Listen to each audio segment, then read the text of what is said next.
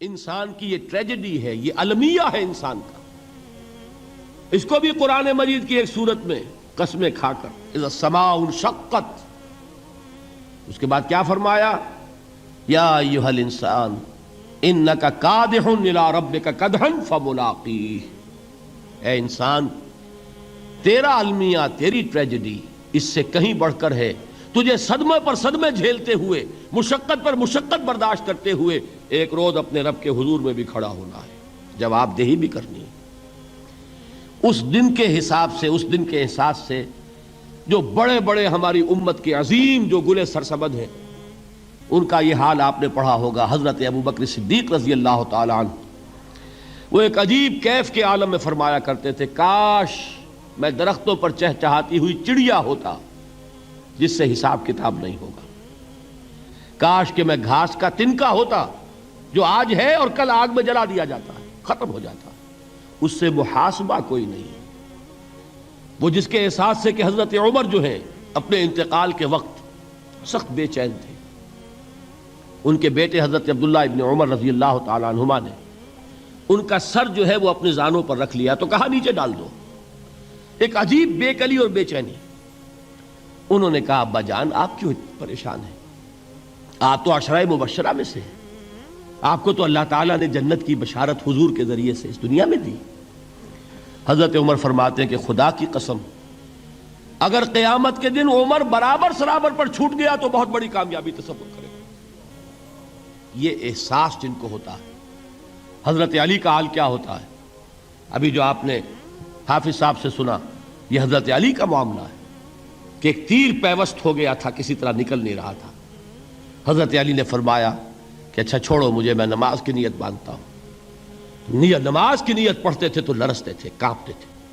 کس کے سامنے کھڑا ہوں اور کس کے سامنے مجھے ایک دن جواب دہی کے لیے کھڑا ہونا ہوگا. لن تزولا قدم ابن آدم، حضور نے خبر دی ہے ابن آدم کے قدم ہل نہیں سکیں گے. جیسے مجرم کھڑا ہوتا ہے کٹہرے کے اندر، اس کٹہرے میں سے ہل نہیں سکو گے حتی یسأل عن خمس، جب تک کہ 5 چیزوں کا حساب نہ لے لیا جائے. وہ 5 چیزیں کیا ہیں؟ کان کھول کر سنیے. عن عمرہ فیما افناہ، عمر کا حساب دو. یہ 80 برس اور 70 برس ہم نے تمہیں دنیا میں دیے، کہاں ضائع کیے.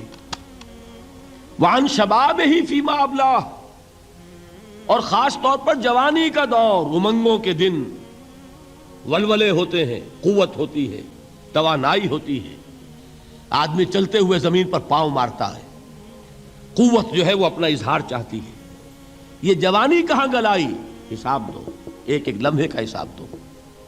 وَعَن مَالِهِ مِنْ أَيْنَ اكْتَسَبَهُ وَفِيمَا أَنْفَقَهُ، ایک ایک پائی کا حساب دو. مال کا کہاں سے کمایا تھا، حلال سے کہ حرام سے، اور کہاں خرچ کیا تھا، گل چھروں میں، عیاشیوں میں، یا نیکی کے کاموں میں، ادائے حقوق میں، اللہ کے دین کے لیے.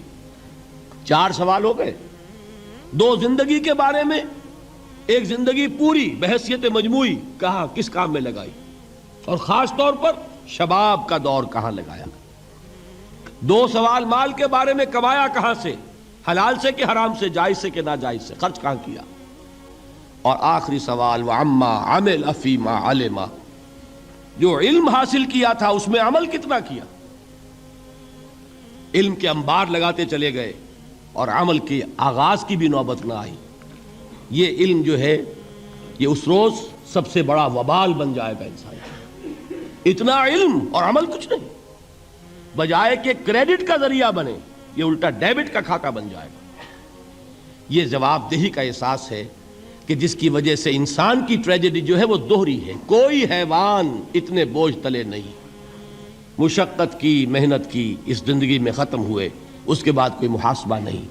اس کو بھی غالب نے خوب کہا ہے کہ اب تو گھبرا کے یہ کہتے ہیں کہ مر جائیں گے، اور مر کے بھی چین نہ پایا تو کدھر جائیں گے.